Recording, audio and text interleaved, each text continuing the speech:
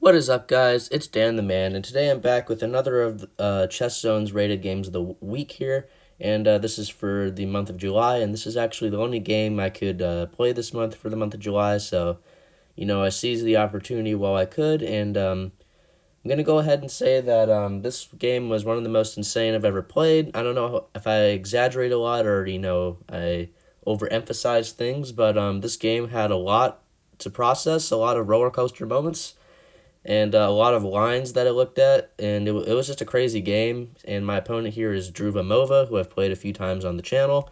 We have a pretty even record, and I'm not going to talk too long here because this game was truly something else. And the games like this are what inspire me to keep playing chess and appreciate the beauty of the game. So let's go ahead and get started here. So G60 plus 5 game, as a reminder. Dhruva here starts with E4. I go E5, Knight F3, Knight C6, and from what I can remember, Dhruva usually plays Bishop B5, going into the Ruy Lopez, but today he plays the Scotch game, which I'm very comfortable with because I play this myself as white, and I know how to play it from both sides. So I go ahead and take, and he doesn't do the gambit like I do. He just takes back normally, and normally I play the move Bishop to C5, which is a totally fine move, but I switch it up a bit and play Knight F6. Not expecting the game to be much more different from Bishop C5, but boy would I be wrong. So after Knight F6, the main idea here is to either develop the Knight to C3 to defend the pawn, or what Dhruva did is to just capture on C6, and I have to take with the B pawn because taking with the D pawn would prevent me from castling. So after B takes C6, he plays E5 here, and I forget what the main move is here, or where to move the knight. I know it's somewhere in the center, but alternatively, I can also just go into this line with Queen E7 to pin the pawn, and after Queen to E2, only now do I move my knight to D5. And if white insists on kicking my knight away, there's this line where you can play Bishop to A6 to pin this pawn to the queen over here. And then white would play B3, I would play G6, and we both fianchetto, and the game would go on. So this was a line that I wasn't so familiar with. But 94, it's technically an inaccuracy, but it's not really like a blunder. Here, Dhruva plays, we're already getting into tactics land after Dhruva plays the move Bishop to C4, which what I thought was a mistake because, the bishop's undefended for one, and I was thinking about knight takes f2, this very nice tactic here that, unfortunately for me, doesn't work. Knight takes f2 was what I was immediately going to play, with the idea that if the king captures, I would lure the king out and play queen h4 with a super strong position. The king can't castle. I'd win a pawn and recollect my material, and white is practically busted. But the reason this is a blunder is because white can play this move Queen f3, forking checkmate. Notice the checkmate on f7 and the knight on f2. And if I don't act fast, white is going to take the knight on f2 with the queen and just be up a piece. So even though I'm losing here, the trickiest line I can play, if I were to play this move, would be Queen h4. I didn't play knight takes f2 in the game. But if I did, this would have been my trickiest reply with Queen h4, vacating the d8 square for the king, and white actually has to take back on f7 with the bishop, not with the queen. With the queen is actually going to be a drawn position. It's because after bishop takes f7 check, the way to keep resistance here is to go king e7 to keep contact with the bishop. And now, if white were to take my knight on f2, I would, trade queens and then take his bishop on f7. And Dhruva's totally winning here if he plays castles. Getting his king to safety, my knight is still hanging. And if I try to, let's say, save my knight here, Dhruva has a fantastic queen sacrifice with queen takes e4. And if I were to take back, this is mate on g5 with the bishop, as you guys can see. So I can get into all sorts of trouble with this stuff. And I just didn't play knight takes f2 because I saw the fork on checkmate in the knight.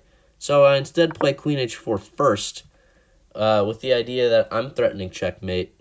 And if the queen were to like passively defend here, like I was planning, my idea was to take on f2 and have the queen take back, and just gain a pawn back like this. That was my idea, but Dhruva played this move, bishop to e3, which makes sense, sort of defends the mate, but the bishop is still left undefended. Best move for Dhruva would have been to castle here to defend this pawn. And now, if I take his pawn now, I'm into all sorts of trouble after he desperados with bishop takes f7, luring my king out into the open here. And after rook takes f2, my king is just going to get ambushed in the long run because it's on an open file, and white can slowly bring in the pieces and attack my vulnerable king. So, best is to go bishop c5 in this case. And if Dhruva were to play bishop e3 here, a sample line would be for me to take. And then Dhruva has an absolutely ridiculous move with bishop takes f7 check.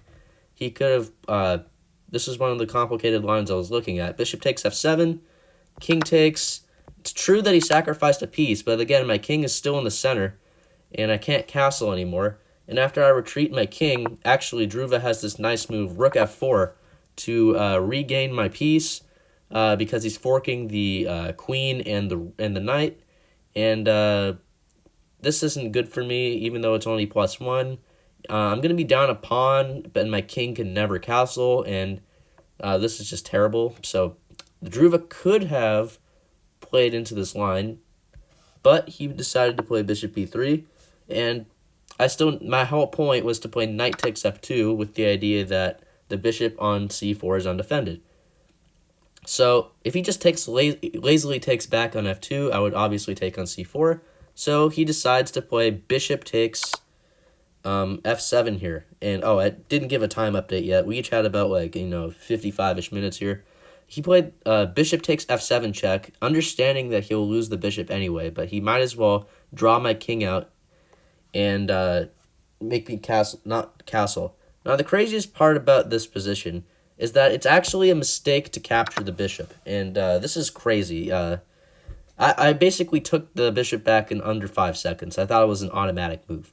The reason it's bad is because white apparently should castle here, and my knight is pinned on the f-file, and this is just, again, going back to that previous position, it's just my king is in the center, and he'll slowly bring his pieces to attack my vulnerable king.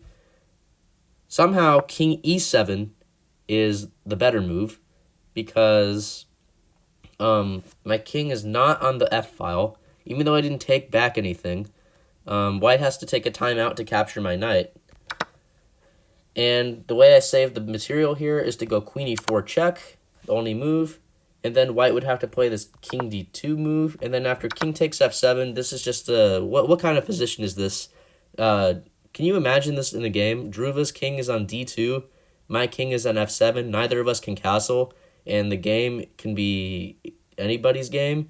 I honestly don't know how this could happen in a game. This is just crazy position. So after king e7 and bishop takes f2, he also could have played this move bishop c5 check, apparently. And if I were to go take his bishop here, again, he can sacrifice a piece temporarily. He can go queen f3 check here. And apparently I should move my king to g6, not the first move that comes to mind. And after bishop takes f2, it looks like I'm toast because, my king's on g6, my queen's hit, maybe white can castle. I apparently can save everything with queen h5. I'm just reading the engine line, and supposedly, black's okay here, even though my king is very precariously placed on g6, and yeah, that's all I have to say. So apparently I should have put king e7 to not be on the f-file. But the human move is to take back, naturally, and here Dhruva should have again castled, getting his king to safety, and lining up the rook to pin my knight to my king, but he instead recollects the material with queen to f3 check, which isn't the best reply. And I was thinking about where to move my king, whether to go to e8 or g8. It makes no sense to go forward. G8 looked a little wrong because, my king is sort of trapped in the diagonal. And, maybe white could, swing the queen over here in the future, and, it would be near checkmate. So, I didn't want to go into that. I didn't want to, trap my king, so I decided to move the king to the center, which is the best move. And here, Dhruva plays bishop takes f2, and the material is even here, and I should have just played queen h6 apparently, but I instead played this move queen b4 check, looking to gain material, because I notice I'm forking the king and the b pawn. The best move for him is knight c3, and my idea after knight c3 was to just, grab this pawn. Why not, right? And here Dhruva has a bunch of good moves, but perhaps the craziest move is to play this interesting move e6. E6 is an insane move for a bunch of reasons. Number one, you're giving up a rook with check, which is phenomenal. And after the king moves to here, if you take the second rook, even though I'm up 11 points of material, I'm going to repeat that, 11 points of material, I'm going to get mated. After queen f7 check, king d8, and then the bishop slams into the game, and I have to block with something, and then I get mated on e7. So this would have been a crazy move for Dhruva if he had played knight c3 and I had grabbed on b2. He could have played the move e6, totally ridiculous move, but this is why I like chess. Like, moves like this are what captivate me to keep playing the game. Like, it's just astonishing how you can get away with this move and give up 2 rooks in 2 moves, right? So here he played knight d2 though, and he had 50 minutes, and I had 54 minutes. After I shouldn't be too greedy here. I should just play bishop e7, but I instead, get greedy. I take on b2. And again, Dhruva is way better here if he just castles his king, which he does, to his credit. He plays castles, and, I'm pretty much in a very bad position. My king is going to be eternally in the center. It can never castle, and white can, start an attack very soon. So, I'm already up 1 pawn. I don't think it's wise to grab a second pawn, because that just looks like you're asking for trouble. So, I try to, defend here. I play bishop e7, which is the best move. And here Dhruva plays this move, rook on a to e1, which it looked wrong because, again, e6 is again the top move here. The point of e6 is he's trying to pressure the c6 pawn. And if I were to, offer a trade of queens here, he could play e takes d7, bishop takes, and then queen e3. This is an example of how I could be cooked in this position, because my king is very dangerously sitting in the center. But he played rook a to e1 instead here, and I noticed immediately that I can trap his rook on f1. He self-trapped his rook, essentially. Now, even though his rook is trapped, he's still better because he played the move e6 here, and he's threatening queen f7, he's threatening to take on d7 and rip open my position. And I decided, just shut that down entirely with d5. That way I can, prevent the attack on c6. I sort of close the center and, try to survive. The engine's ridiculous. It says I can play bishop takes f1, which I thought was a totally ludicrous move because you're allowing this to happen. E takes d7, king d8, and apparently Dhruva should sack the rook for the bishop. I'm telling you, this game is super tactical. King takes d7, and then bishop h4 check. King takes d7, and queen f5, and I'm up 8 points material, but you're going to have to take my word for it. I'm going to get mated in the next, okay, I don't know why it went down to +2. I'm just going to get mated here. So this is an example of how my king could get ambushed in the center. So I don't know. D5 is the best move. I don't know why it says it's a miss. I turned on deeper analysis and it said D5 was better. So after D5 here, Dhruva played queen f7. Obviously, you have to go to D8.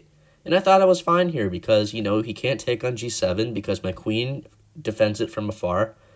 And how exactly is he going to break through? I sort of have everything covered. Dhruva Oh, sorry about that. King d8. Apparently the best move for him is to go knight b3, and I'm not going to show it extensively, but apparently that's the way white should have played. Maybe wanting to go bishop d4 in that case, or reroute the knight to somewhere else. But Dhruva plays this mistake. He plays this move bishop to h4, which is a very creative move. I have to give him credit for that.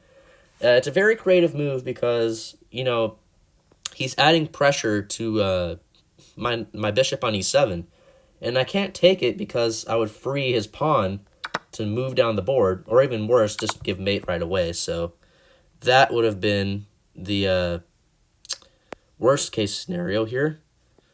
So yeah, bishop h4 is a very creative move. And if I defend, white can, do all sorts of things because I'm passive. But unfortunately for Dhruva, I guess he forgot about queen d4 check because it's a fork on his king and the bishop. Now, the best move, he could have played this move c4, which is a totally ridiculous move. Because it looks like you're just, instead of bishop h4, he could have played c4 here, trying to open up more lines to the king. And I'm like, wait, doesn't he just drop a knight here? Doesn't he just drop a knight on d2? Apparently after that, he can play queen takes g7, and I'm like, what's the big deal? I just move my rook over, and we're fine, right?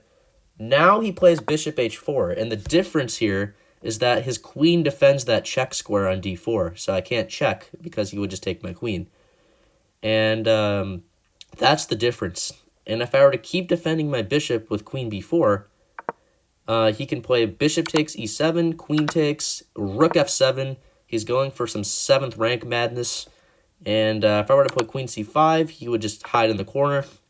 And if I play queen b6, this is just terrible position for me. Even though I'm up a bishop, the queen and the rook are overpowering here. And yeah. So that was the key difference, him defending that checking square. So I played the move queen d4. He actually could stay in the game with this move bishop to f2. That was his best try. And after bishop f2, my idea would have been to capture the knight because it's free. And after queen takes g7, rook e8, and bishop h4 now, again he can play that move because the queen defends the checking square. And he can even offer me a rook here, which is freaking phenomenal here. And if he plays bishop takes e7, I actually can't take the bishop. I have to decline the bishop. Oddly enough, this is how crazy this game is. I have to ignore taking back. But let me show you guys what happens if I were to take back. He has to play this move queen to g8. Queen h8 and queen f8 don't work, and I'll explain why. He has to play this move queen to g8 check.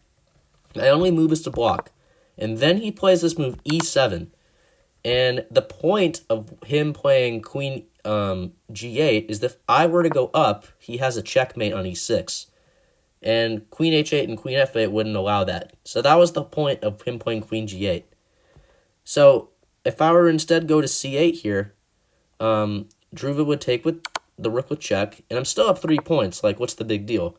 Dhruva would, again, attack with rook b1, and I think I was safe with bishop. If you think I'm safe with bishop b5, you'd be wrong because white could sack the rook for the bishop on b5.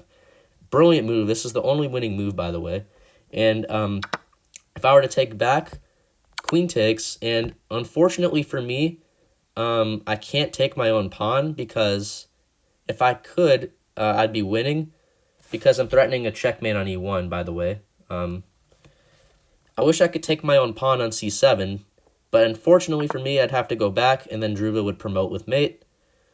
If I took my own pawn on c7, he couldn't promote because, I would be winning because of queen e1 things. So that was Dhruva's best try to keep the game going for him, but instead he played king h1, and that just, here everything just sort of fell apart for him.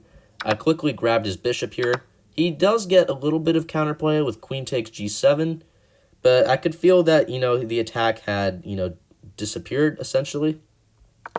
So I play rook e8, and then Dhruva's sort of, feeling like he messed up here. He plays knight f3. I go queen f6, and the rest of the game doesn't really need much explanation. he actually gambits a rook here with knight e5. He's going for a last-ditch attempt to mate me. And I just, tuck the bishop back on b5 to defend c6. And here he plays the move c4. And, he's trying his best, to open the king. And there's nothing wrong with taking normally. But, I actually play this interesting move, queen h4. I'm up so much material that I can afford to give back a bishop or something. As long as I get the queens off the board, there's no way I can ever get mated. I'm just up a rook and a bishop here. So even if I give back a little bit, it's still fine because I'm still going to be up a lot of material in the end. Now, Dhruva could have... I was expecting Dhruva to not trade queens and to play queen b1 to defend his rook and decline the trade. I was expecting Dhruva to play this to keep the game more interesting. And I would have probably taken the bishop... I would have played bishop takes c4 here. And here is probably the coolest move of the game. Dhruva could have played this move g3.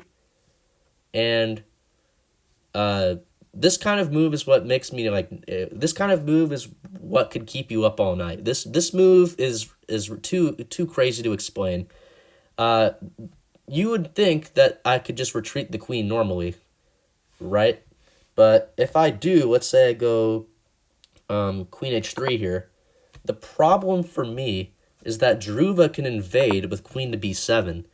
And even though I'm up 8 points of material, he has a lot of threats. He has knight takes c6, which is actually just checkmate in 1. He's also threatening the rook. And the only way I can stay in the game is for me to play queen takes e6 here. And this is apparently a draw, because after queen takes, I have to block with the queen. And then he can just do a draw with knight going back and forth. So that was what could have happened. So same thing with queen h3. If I were to queen f6, sorry. If I were to go queen f6, he again has the idea of queen b7. That's his only move to not be losing, going for extreme counterplay. Now, this is why bishop d3 is such a marvelous move. If he plays queen b7 now, the point of bishop d3 is to launch a counterattack on his king. He doesn't have time to create counterplay because I would mate him myself. With bishop to e4, king g1, and my bishops are actually doing the damage here. And that is why bishop d3 is such a fantastic move. You're not only, offering your bishop, but if you were to invade my king, I would actually invade his. I would, get to him before he gets to me. And bishop d3 is just such a bot move. No one plays that, be honest. If, let's say, knight takes d3, I'm still up 5 points of material. Remember, I can afford to give back a little bit because in the end of the day, I'm still up a bunch of material. And the engine just says, move your queen somewhere, and, life goes on. But if you were to take with the queen, I have to find this only move, queen a4, to defend my pawn. And even though it's not pretty for me, I'm still up a whole rook at the end of the day. And if I play accurately, I can, defend against white's threats. But yeah, bishop d3, oh my god. I stared at that move for so long, just marveling how beautiful of a move it is. And that's why chess players sometimes stay up at night, stay astonished of moves like this. This is why I like chess so much. Bishop d3, let's look at that move again. That is such a ridiculous move. And that's the only way I could be better. Anyway, I've been yapping about this for a long time here. He instead just traded queens, and that made my life a lot easier because I just take back. And I'm going to zoom through these moves here. I afford to give back a bishop because I'm up a bunch of material at the end of the day. Dhruva tries some sort of counterplay, but, I just bring my rooks. And after rook to e2, he extended his hand in resignation, and we win the game. Boy, oh boy, was that a hard game. Let me just tell you that right now. Especially with all the tactics we looked at, this game could have been a very dynamic game if we had went into those lines. It would have been very hard to predict who would win that game. So, what an insane game. Let me just say that here. And if we take a look at the accuracy here, Dhruva had 76.6. I had 82.6. He was playing well, especially when he castled. and my king was still stuck in the center. But unfortunately for him, his mistake with bishop to h4 was only because I had that check on d4. Otherwise, I would be totally cooked. And yeah, so I hope you guys found that game as intriguing as I did, and maybe it would make you like chess even more than you did now. And if you don't haven't already, please don't forget to smash that subscribe button, leave a comment, let me know what you thought of the video, and yeah, have a great rest of your day or night. Bye.